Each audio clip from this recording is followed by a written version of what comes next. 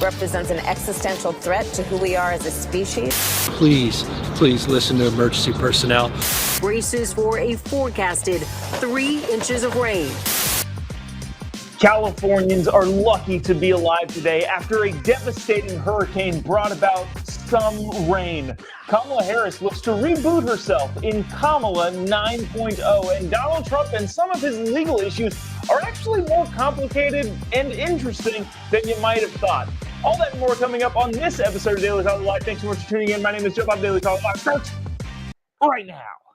Here we go! That might be the only brown guy on earth named Jobob. That is actually her name, Jobob. Live from the dingy bunker that is completely cut off from the outside world except for you fine folks. My name is Jobob. This is Daily Caller Live. Thanks so much for tuning in on today. It is Monday, August 21st, the year of our Lord 2023.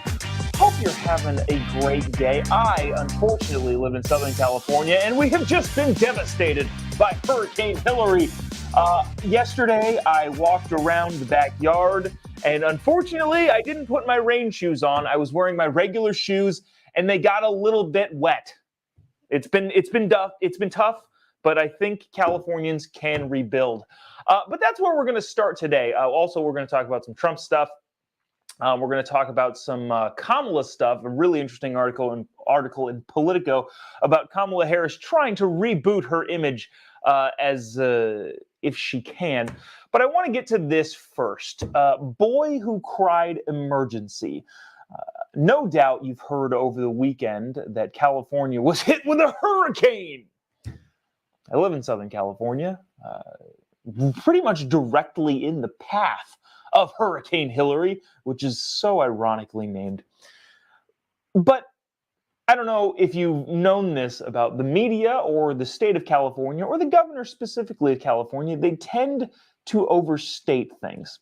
This is a video press release issued by the governor of California, Gavin Newsom, who is running for president, going to seek the Democratic nomination after Joe Biden announces that he will not run and challenge Kamala Harris, who we'll talk about in just a few minutes, for the Democratic nomination. Governor of California is saying why he is instituting an emergency. Now, we'll get to thoughts on the preemptive emergency and why I think this is a testing ground for such a strategy to be implemented. But listen to this. So much irony, so actually fascinating. It's like 40 seconds. Watch gruesome Newsom from California. Check it out. So today I signed an emergency declaration, a proclamation in preparation of the storms that are already coming in tonight, and of course will be here in force on Sunday and Monday. This tropical storm Hillary. We have 7,500 now personnel dedicated in Southern California, close to 4,000 CHP, 2,000 Caltrans workers, mutual aid, all across the region, making sure that people are safe and making sure people are vigilant. Please listen to emergency personnel, local officials. Take seriously debris flows and floods, flash floods, lightning, possibility of tornadoes. Stay safe, and as always, take advantage of the resource, calalerts.org. So, a couple things that were funny there. I don't know if you're familiar entirely with Gavin's track record. Let me fill you in for a little bit because I feel like a lot of people in California know, and it is the most populous state in the union, but maybe a lot of people outside of California don't remember Gavin Newsom's horrible hypocrisy during COVID. Remember when COVID was just a total and utter emergency? None of Gavin's wineries/restaurants were ever in any of the areas that were forced to shut down and therefore allowed to stay open. He was also caught maskless dining at one of the most expensive restaurants in the world while also telling other people, you need to listen to the emergency orders. And also at, was it the Super Bowl he was at, where he was pictured maskless with Magic Johnson and Eric Garcetti also being there. Eric Garcetti I only bring up because he claimed, well, I've been holding my breath the whole time. I'd put my mask on and it'd save grandma, and then I'd take the mask off and I would hold my breath while taking photos. Obviously hilarious, obviously stupid, and obviously nobody is buying any of that. But back to Gavin specifically, I thought it was hilarious and ironic that in this video he pleads with members or citizens of the state of California, please listen to the emergency warnings. Now, that's not to say that you shouldn't be vigilant, like he also said. You should. But at the same time, the guy who completely ignored several of his own emergencies, making the case for other people to pay attention to his new emergency, is hilarious. I also read the emergency declaration, or proclamation as he so calls it. It effectively says, hey, all of the California municipal resources, the fire departments, the CHP, Caltrans, all of these municipalities, do your job. That is effectively what the emergency order states. Now, it is weird, and I do think that this is a political strategy that's going to be employed in the future, making preemptive emergencies. Pretty much the entirety of history in the United States has been terrible thing happens, emergency declared. Because it's not an emergency until it happens. However, in this particular instance, Gavin, a couple days before the quote-unquote hurricane hit, he makes it an emergency, which I think is laying the groundwork to have the federal government issue other preemptive emergencies. I don't know if this seems super out of the question, but it's not to me. I can see the federal government, the Biden administration, saying, well, we have to get ahead of the climate emergency, and therefore we're issuing a national emergency to fight climate change. I don't know. I think this is a bigger deal. I haven't seen anybody really talking about it like this, but I think this declaring the emergency before the emergency happens is going to be a trend, especially when Democrats want to get things passed. Now, again, didn't really seem to be any more resources allocated, more personnel allocated. The entirety of the 8-page proclamation of emergency that Gavin signed effectively said, hey, all of the emergency workers, go ahead and do your job, which, shouldn't need to be said by the governor of the state. I do think it's setting stuff up for things to be used in the emergency realm more frequently in the future, and I think this is kind of a trial run. Now, the last thing that I thought was hilarious in that is, let me see if I can find it one more time and see if anybody else can catch on to this hilarious clip that he says. What? Possibility of tornadoes. Stay safe, and as always, take advantage of the resource calalerts.org. So, being a guy who has filmed a lot of these types of videos for politicians, actually specifically for politicians running against Gavin, I know what it's like to be behind the camera and have that kind of one-take shot, which is effectively what this is. This is him talking for 45 seconds. Now, why I'm saying that is because I'm giving him some grace here in knowing that there's not a script in front of him, there's no teleprompter in front of the iPhone. It's just him talking and kind of speaking off the cuff extemporaneously, which I understand and sometimes mess up myself.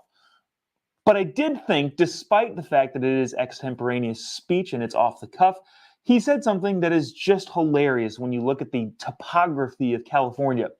Be careful of possible tornadoes.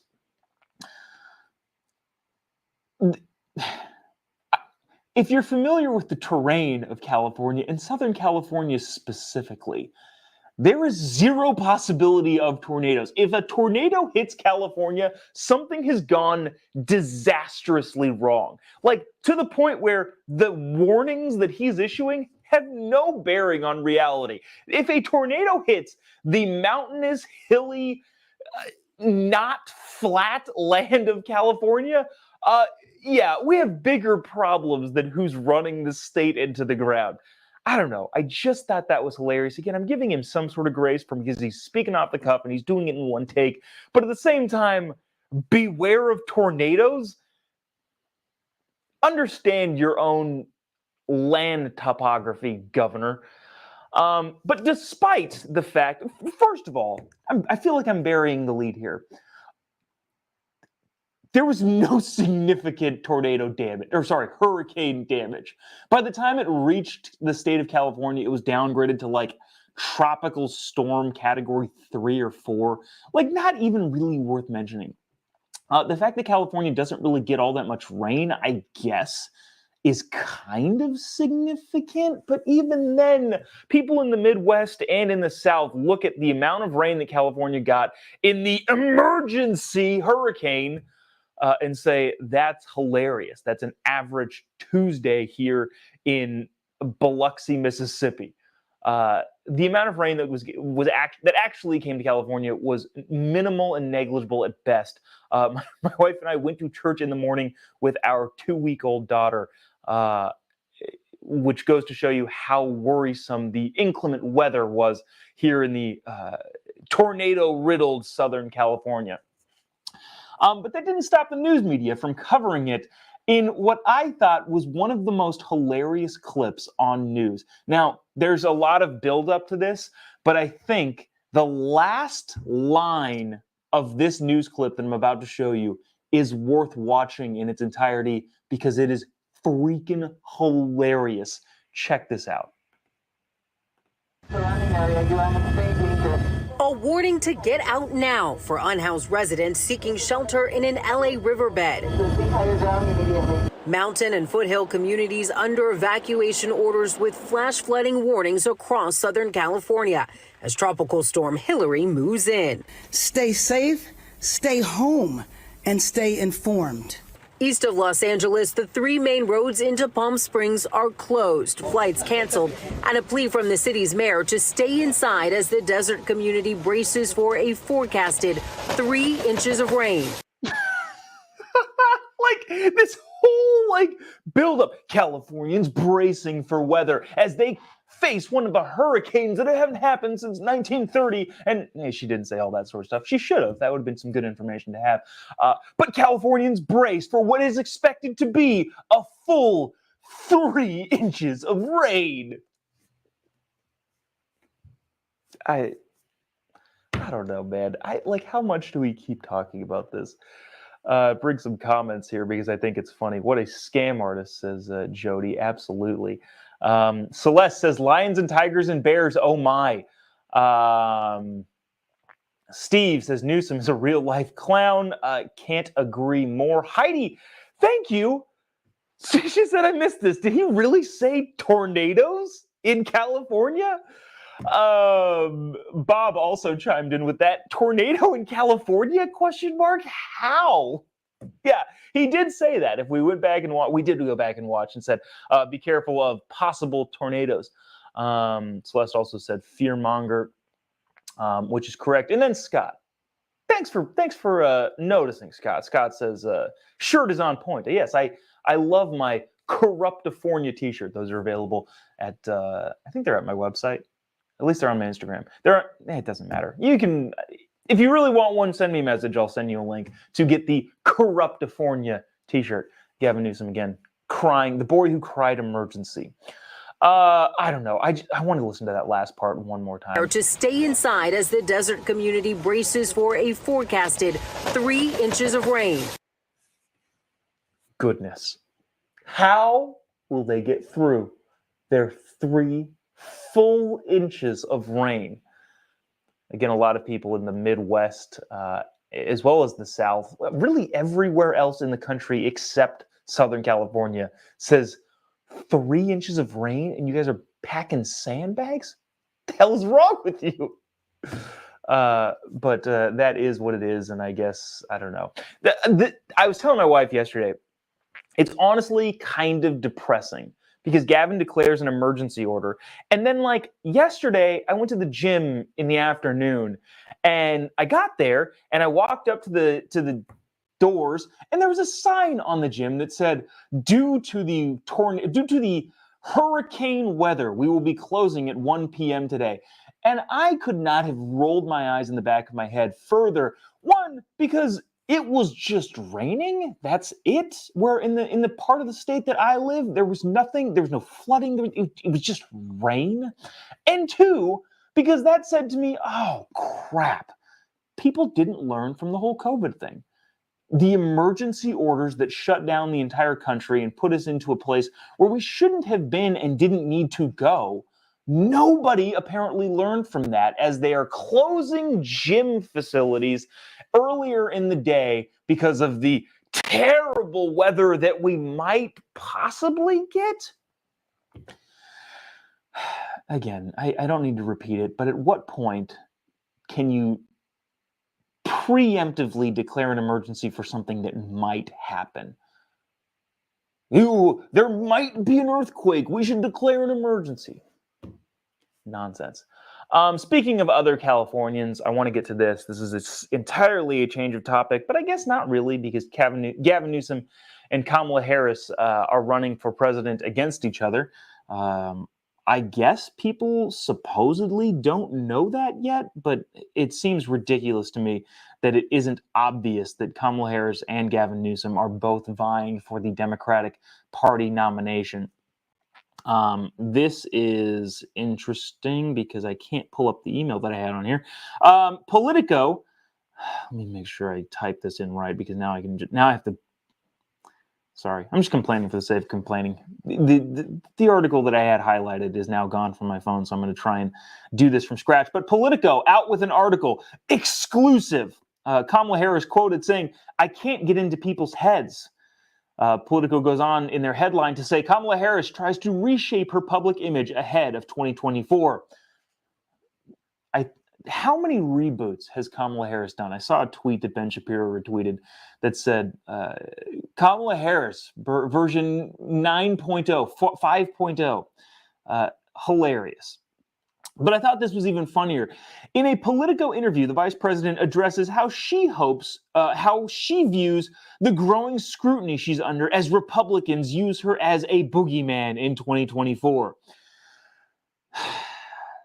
How is it that anytime Republicans are not performing, the headline and the narrative is Republicans aren't performing in these key demographics, or Republicans are doing this, that, or the other thing?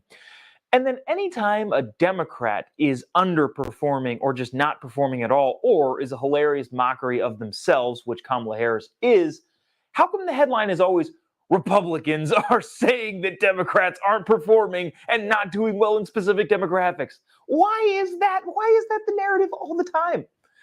If Republicans are not doing well, the headline is Republicans are not doing well. If Democrats are not doing well, the headline is Republicans accuse Democrats of not doing well. Stupid.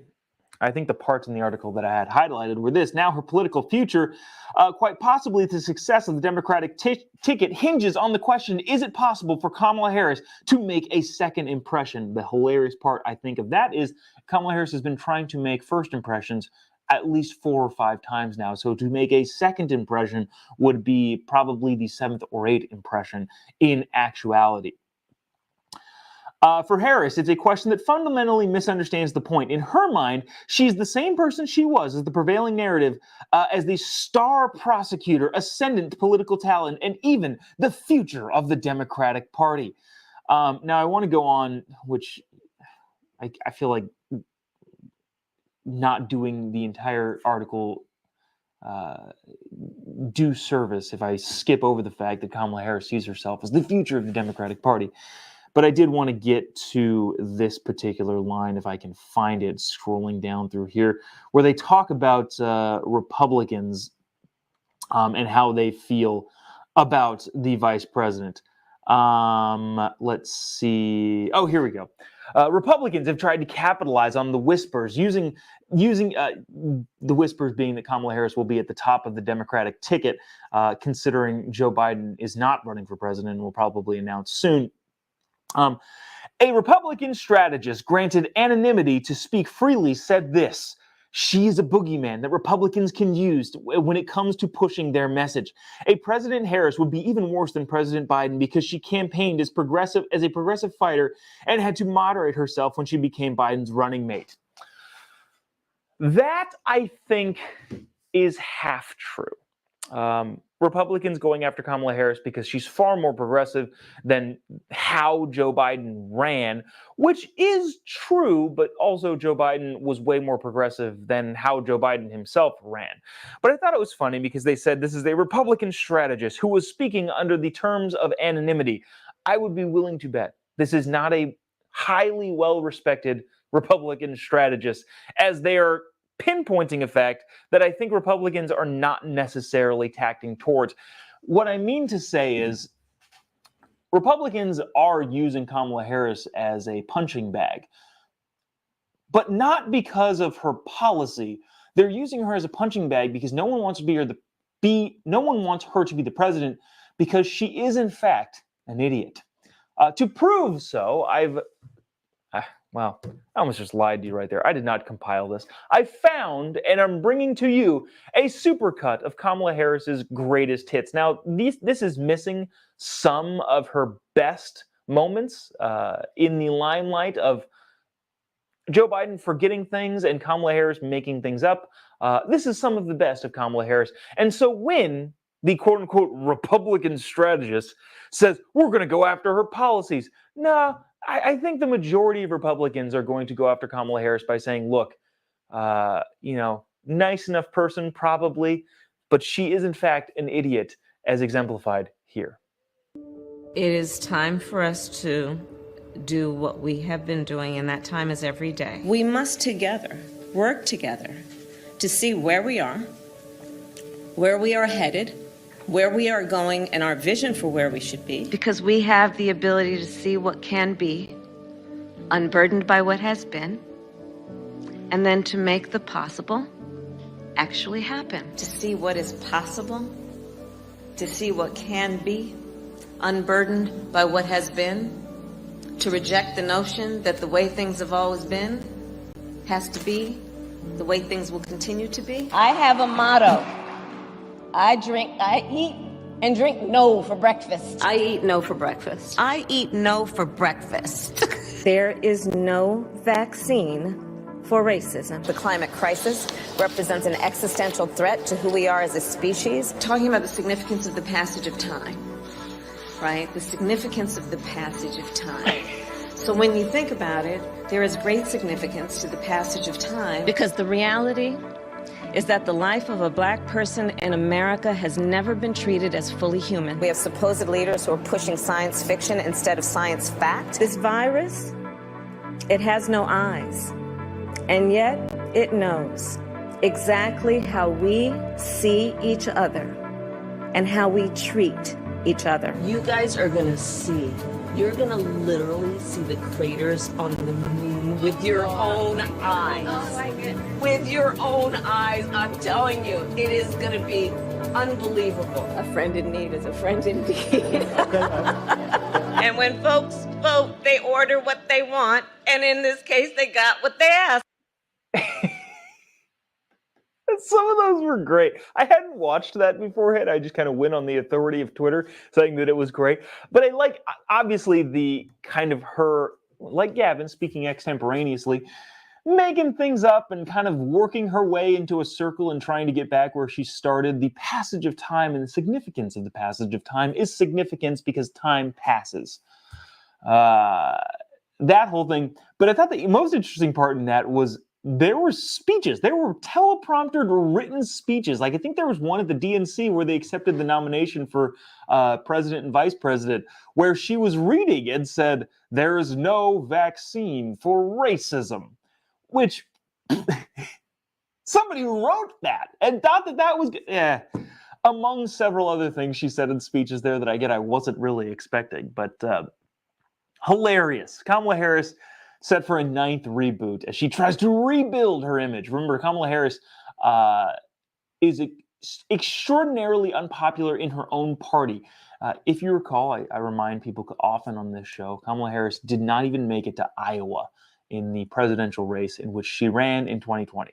In other words, she didn't even make it to the first contest. She was so unpopular and had such a low, she was polling so low that she didn't even make it to the first contest in Iowa.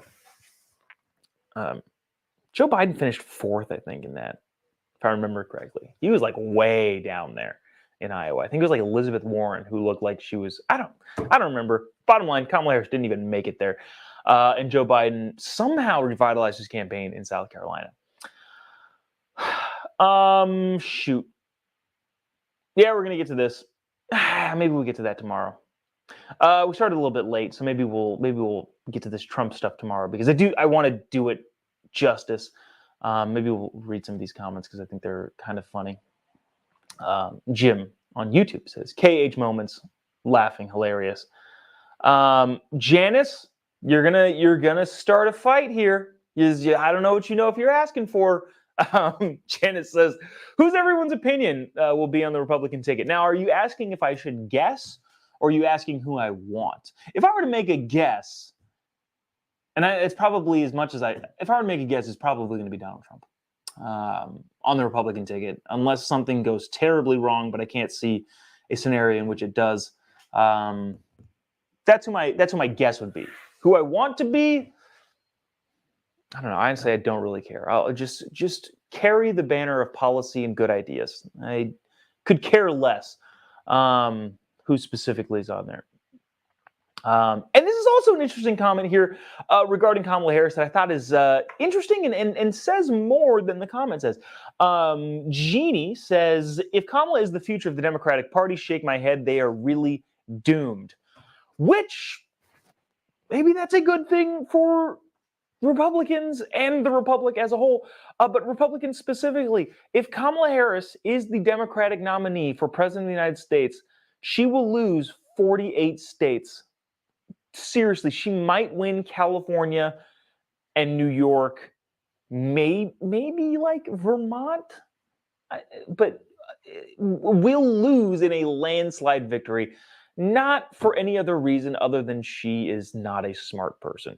Diversity hire is what a lot of people call her in the Biden administration, as is evidenced by her not smartness, which sounded not smart in and of itself coming out of my mouth. But anyways, that is an interesting kind of angle. A lot of people, yes, using Kamala Harris as the boogeyman, but considering it's going to be her and Gavin Newsom vying for the Democratic nomination for president, I would rather her be the nominee than Gavin. Policy-wise, they're probably not all that much different, but Kamala Harris is so much worse than Gavin is when it comes to spinning things favorably in her direction. But that's that. So that'll do it for us today. Appreciate you sticking around. Thank you, those of you who are in the comments section, sending your prayers and well wishes for us to make it through this disastrous storm that has befallen Southern California. We're lucky to be alive. I'll be telling you, we are lucky to still be here, given the almost 3 inches of forecasted rain and some wind, but also it is super still outside. Maybe we're in the eye of the storm. Who knows? And we're about to get hit with unspeakable torrential downpour, but also probably not. But that'll do it for us today. Appreciate you sticking around, tuning in. If you haven't already, give me a follow on any of your social media platforms. Just type in Jobob. You'll be able to find me pretty much anywhere. Tickets are going fast for the comedy show tour. There's only 3 cities that are up for sale right now. That is Fallbrook, California, northern San Diego County area, Van Buren, Arkansas, which Fort Smith area, Van Buren, Fort Smith, and Tulsa, Oklahoma. Those 3 are for sale. Tickets, if you live in those areas, go snag those before they are gone. They're actually selling way faster than I thought it was. Maybe there's an appetite for some sort of humor and levity in this dismal news cycle. But you can find those at jobob.me and any of the social media platforms, just Jobob. You'll be able to find me pretty much anywhere. Appreciate you sticking around, tuning in. We'll see you same time, same place tomorrow, barring the baby puking on me like she did this morning. We'll see you tomorrow, same time, same place. God bless America.